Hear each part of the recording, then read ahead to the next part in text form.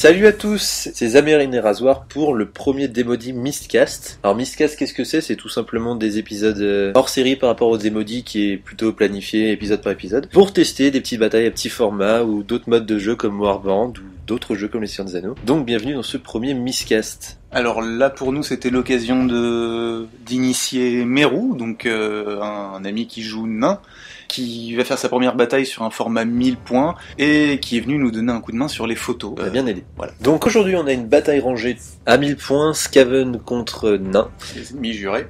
Les ennemis jurés qui se rencontrent sur le champ de bataille à petit format. Côté nain, l'armée est menée par un maître des runes qui porte son arme lourde, une rune d'équilibre, une rune d'anti-magie. Côté il y a une grande bannière portée par un Tan. Tan qui se trouve d'ailleurs dans un pack de 20 guerriers nains armes lourdes, avec solide. Un état-major compris.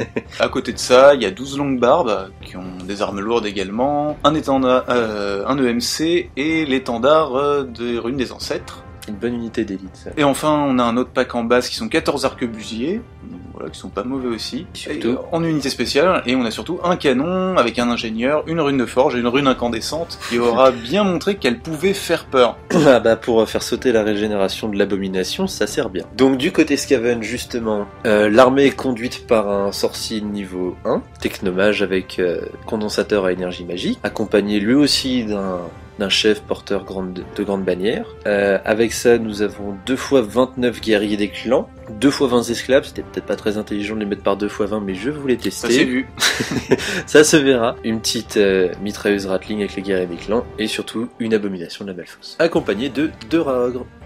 Donc le déploiement Skaven sur le flanc gauche, on a les 2 unités de guerriers des clans qui sont un peu planquées derrière la forêt. À leur droite, il y a l'abomination de la Malfosse et les 2 rats ogres qui sont légèrement protégés de flanc par les 2 unités d'esclaves. Le déploiement nain, c'est assez simple. Le canon se place sur l'extrémité du flanc droit, avec l'unité de longue barbe à côté pour les protéger de ce qui va arriver en face, notamment des rats ogres, des esclaves. L'unité d'arquebusier, elle se place assez proche du bâtiment qu'elle a en face d'elle pour essayer de rentrer dedans. Bon, je crois qu'on verra bien qu'ils n'auront pas le temps. Le fera pas forcément. Et le pack de 20 guerriers se place plutôt au centre pour essayer de contenir, essayer de... Ils font face. Voilà, et du coup ça donne un déploiement nain... braqué sur un seul flanc. C'était tant mieux, parce qu'avec le nombre d'unités que j'avais voilà, en face... histoire de contenir un peu l'ennemi. Tour 1 Skaven, du coup. L'abomination bouge en premier avec son mouvement obligatoire. Elle avance de 12 pas. C'est plutôt moyen, mais c'est pas mal. Et tout le reste de l'armée la suit dans le mouvement. Et c'est tout. Bah oui, puisque tout ce qui se passe, parce pas qu'elle de phase de tir, la magie, t'as pas envie de claquer... Contre des nains, c'est assez difficile de passer un sort, donc tu prends pas le risque. J'avais peur de me prendre un fiasco dès le début, et puis voilà, la Ratling, il n'y a aucune ligne de vue, donc fin du tour 1 Skaven. Le tour nain, pour le premier, c'est relativement simple aussi. Les guerriers se replacent légèrement vers la gauche, vers les arquebusiers, parce que, bon, ils viennent de voir que tout le monde se déploie et leur fonce dessus, donc ils vont essayer de protéger ça. Ça a arrangé le coup. Les arquebusiers bougent pas et tirent sur les esclaves qui avancent, en tuent 4, donc à un près, ils faisaient un test de panique c'est vraiment pas une bonne idée de facilement ratable. Ne mettez pas vos esclaves par enfin. Le canon, qui a une bonne vue sur l'abomination. Ah là, l'estimation de Meru est très correcte. Il touche, il jette pour blesser, il fait 1. Et c'est fin du tour 1 et c'est un peu amer. Comme là, parce que là ça commence pas bien. Parce qu'il aurait pu me sniper la botte dès le début, ce qui arrive en général dans ce genre de partie. Voilà, avec la rune incandescente en plus, t'as pas de régène et t'as plus le 3 je respire. Et on enchaîne directement avec le tour de Skaven. L'abomination fait un joli 14 sur son mouvement aléatoire. Et donc, elle y va directement au corps à corps dans les guerriers nains. Et voilà, par contre, tout le reste de l'armée avance tranquillement, se met derrière, se place. En magie, j'ai plus aucune ligne de vue, n'ayant que Malfoot qui a un projectile magique, je ne peux pas le lancer. Et on passe directement au corps à corps. L'abomination porte bien son nom. Elle écrase 6 nains et one-shot le PGB grâce aux attaques de ses têtes. Voilà, le porteur de grande bannière qui succombe sans même pouvoir riposter. C'est bien, comme ça il n'y aura pas de relance derrière. Et du coup ça énerve un peu les nains. Les nains de Meru en riposte balancent 3 points de vie sur l'abomination, alors qu'ils tapent pas à l'enflammer. Tapent pas à l'enflammer, mais avec des armes lourdes, ils montent quand même à force 6. Cela dit, ils perdent le combat, mais ils réussissent leur test de commandement, parce que même sans PGB, ça reste... Et ils sont là. Voilà, les nains sont là. Le tour 2 des nains commence par une charge des longues barbes sur les esclaves qui s'étaient le plus avancés vers le canon. Ça donne une opportunité aux arquebusiers qui voient le deuxième pack d'esclaves pour tirer dedans. Ils en tuent 7. Et là par contre ça fait plus de 25%. Ah oui, oui. Et donc les esclaves par 20, ils ont pas bien de commandement. Non, ne mettez pas vos esclaves par 20. Ils paniquent et ils s'approchent dangereusement du bord de table. Il y a très peu de chances qu'ils se rallient d'ailleurs. Le canon qui du coup a perdu sa ligne de vue sur l'abomination tire dans les raogres pour se consoler. Il se console en plus moyen hein, parce qu'il touche encore et il en blesse un.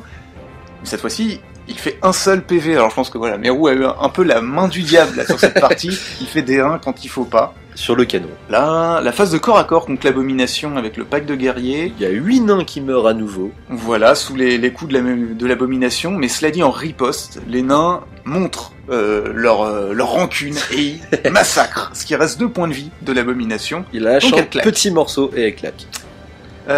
Et contre les esclaves, un résultat beaucoup plus évident. Il y a quand même un nain qui meurt sous les coups de Terra, parce qu'il frappe en premier. Enfin, les nains frappent en dernier. Du coup, riposte naine, 9 morts. Les esclaves explosent dans tous les sens et ne font rien en explosant sur les nains. C'est pas en paniquant qu'on arrive à tuer un nain en arbre. Et du coup, ça nous amène à la fin du tour.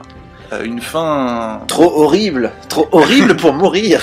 L'abomination revient hein, sur ton jet, c'est un 6 qu'il fallait sortir pour qu'elle revienne. Juste un 6. Et c'est moche.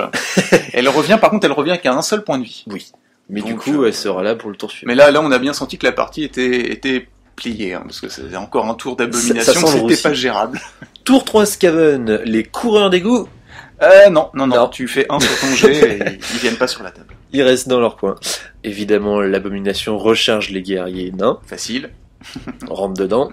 Les Raog vont charger les longues barbes, ils savent qu'ils vont pas y survivre, mais ils vont essayer de faire un maximum de dégâts dedans. On va y aller pour prendre du point, là, pour le coup. Voilà. Et le pack de guerriers des clans avec le PGB charge aussi les guerriers nains. Voilà, et puis pendant ce temps-là, tes esclaves continuent leur fuite vers le bord de table. Ils sont affranchis. Lentement mais sûrement, ils vont sortir. Au tir, la Ratling. c'est pas gentil de rire avant. Désolé. La Ratling. Je suis un peu trop... Non mais ce qui est rigolo, ce qu'il faut savoir, c'est que Zemrin, il a écrit un tutoriel sur son blog sur comment utiliser la Ratling, quels sont les pourcentages de chances de pas faire d'incident en étant efficace. Et systématiquement, il lance le dé de trop. Et bah là, du coup, encore une fois, t'as fait un incident. Elle est morte toute seule. Et t'es pop au premier tir. Bravo. Tout, voilà. Bravo. Au corps à corps, là, on gère un peu plus contre les guerriers nains. Oh bah là, l'abomination, elle s'est relevée, elle est finie, elle les écrase tous. Et contre les longues barbes, j'arrive à en tuer 4. T'en tues 4, puisqu'encore une fois, tu tapes avant eux. Par contre, ils t'arrachent l'intégralité de tes points de vie à coup de marteau. Oui. Alors le tour 3 des nains, il est relativement simple, hein, puisque les longues barbes, qui sont assez loin du reste des combats, leur flanc est nettoyé. Voilà, il y a plus de menace en face, ils reviennent vers les arquebusiers et le bâtiment pour la suite. Ça chauffe un peu plus par là. Le canon tire sur l'abomination, il part bien, mais au rebond, incident, donc ça se plante dans le sol. Que dalle. Les arquebusiers essaient de rattraper le tout et d'arracher l'ultime point de vie de l'abomination, ils balancent. Il y avait 12 tirs. Une blessure. Il blesse une fois, tu régénères. Je régénère. Et donc, rien pour ce tour. Tour 4, Skaven, les coureurs d'égout. Ils arrivent, cette fois c'est bon. Ils sortent à côté du canon. Les esclaves affranchis sortent de table, voilà. Là, je suis bien embêté parce que du coup, j'aurais jamais dû faire une charge combinée avec l'abo et les guerriers des clans. Ouais, d'autant que l'abomination était sûre de finir tout ça. J'étais un peu trop gourmand sur ce coup-là. Et du coup, l'abomination ne peut pas faire son pivot pour aller vers les arquebusiers. Ouais, t'es gêné par ta propre unité. Tes guerriers des clans sont à moitié bloqués aussi. Alors, t'essayes de te débloquer, de te reformer, mais du coup, tu perds un tour entier là. Un guide de ne comment pas jouer Skaven. En magie, je ne lance rien. Voilà, t'as peur en fait. Oui, j'ai peur. T'es pas un vrai Skaven. Je pense qu'Amalfos on se fout de ta gueule. Hein. Oui, j'avais peur de faire un fiasco avec mon seul sort. Je préférais pas le lancer. Au tir, les coureurs d'égout tirent sur le canon. Il y a un mort à l'attaque empoisonnée. Voilà, donc rien qui empêche les servants de tirer, cela dit. Tour 4 des nains, là Meru décide de faire rentrer ses longues barbes dans la maison, plus histoire de sécuriser les points des longues barbes et du héros qui sont dedans que de faire quoi que ce soit d'autre. Hein. Ce qui fait que du coup... Ah bah je peux pas venir le chercher dans la maison. Bah non, là ça va être compliqué, surtout qu'on est déjà au tour 4. Par contre là au tir de canon, enfin il se réalise, il fait ce pourquoi il a été il active les runes sur ce champ de bataille, les runes sont combinées, et enfin il tire sur l'abomination, il blesse, puis il enlève ce foutu dernier PV. Elle lui en enlève même 6 je crois à ce moment-là. Ah il est un peu énervé, mais voilà, donc plus d'abomination cette fois, c'est fini.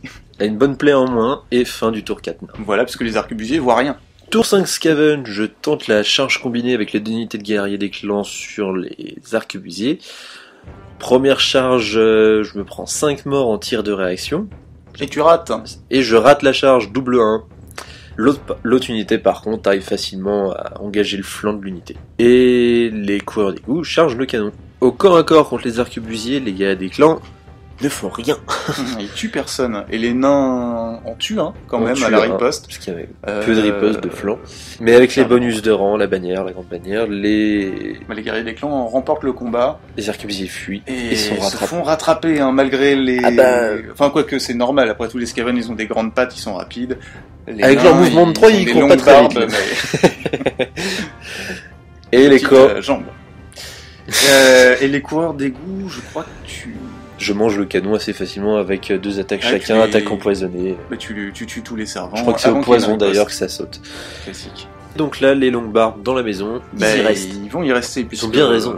Là, du coup, on s'arrête là, parce que bon, les longues barbes, a priori, ils vont tenir leur tour 6 dans leur bâtiment. Ils sont bourrins, et moi je vais pas y aller avec 10 Skaven à chaque fois dans la maison pour me faire hacher le menu dès l'entrée. Un assaut un peu improductif, personne prendra les points des autres, ou alors sur un gros coup de malchance. Ça lui sauve ses points, et moi j'y serais pas allé. Les longues barbes creusent un tunnel dans la maison et s'enfuient. Compliqué ça. Donc fin de la partie, victoire mineure des Skaven, cela dit, puisque les longues barbes et le général de l'armée au final sont sauvés.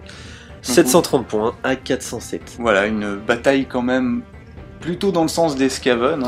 Plutôt, c'est vrai qu'après le mais ça restait une partie d'initiation pour le nain avec une liste test. Et nous c'est quasiment la première fois qu'on voyait des nains aussi. J'ai très peur pour mon abomination, il a pas eu beaucoup de chance sur les jets. Mais c'est le jeu. Voilà, face à un pack de guerriers qui a quand même pas mal tenu, donc ça nous a quand même montré que le nain c'est ça se gère une abomination. Mais pas au canon visible. Voilà pour ce premier miscast du démodit, des petites séries de batailles petit format ou des modes de jeu alternatifs comme Warboard. Quand on a envie d'en tester quelque chose d'un peu moins rigoureux que le démodit, on planifie vraiment à l'avance les scénarios, les batailles. Et d'ailleurs on vous donne rendez-vous prochainement pour le démodit numéro 3. Contre vampire, contre elfe noir, comme on vous l'a dit. Plutôt fin novembre. À cause de la deuxième vague de figurines qui vient de sortir, faut temps de les monter et de les peindre. On a fait une petite partie test aujourd'hui, c'était bien marrant, le son a coulé, ça va être violent. À la prochaine, salut et merci. Salut.